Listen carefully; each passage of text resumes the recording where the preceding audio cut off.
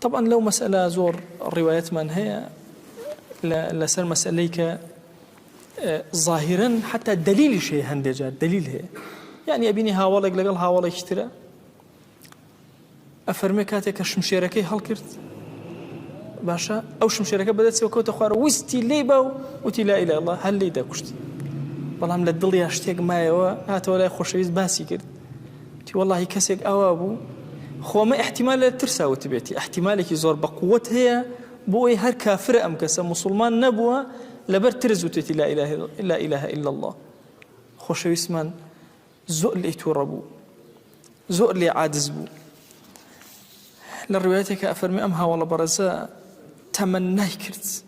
دي خوزقة مسلمان نبو ما يتا أمره أو أن دخل شويز ليم تور نبو أو أن دلي عادز بو ضل لا تكرتو تشوزاين لبر ترسا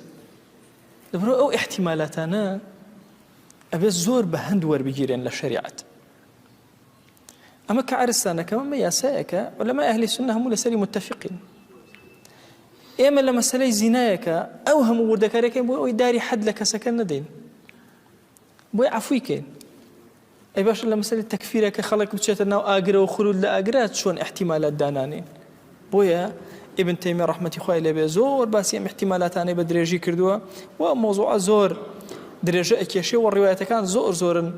يعني چندين روايات من هيك خوشويس من يك لجارة كان الله خوايا من إني أبرأ إليك مما فعله خالد خوايا من بناء أقرن بتولويك خالد كرد لبرو هندي كسي كشت احتمالي هو مسلمان بن احتمالي هو مسلمان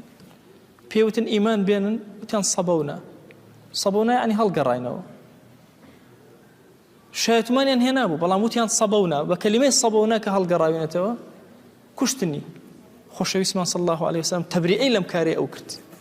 وزورك رواياتي ترهي لو مثلا تفصيلاتك زوري في أشياء أو أنها أمام قاعدة لا إما دام زراوة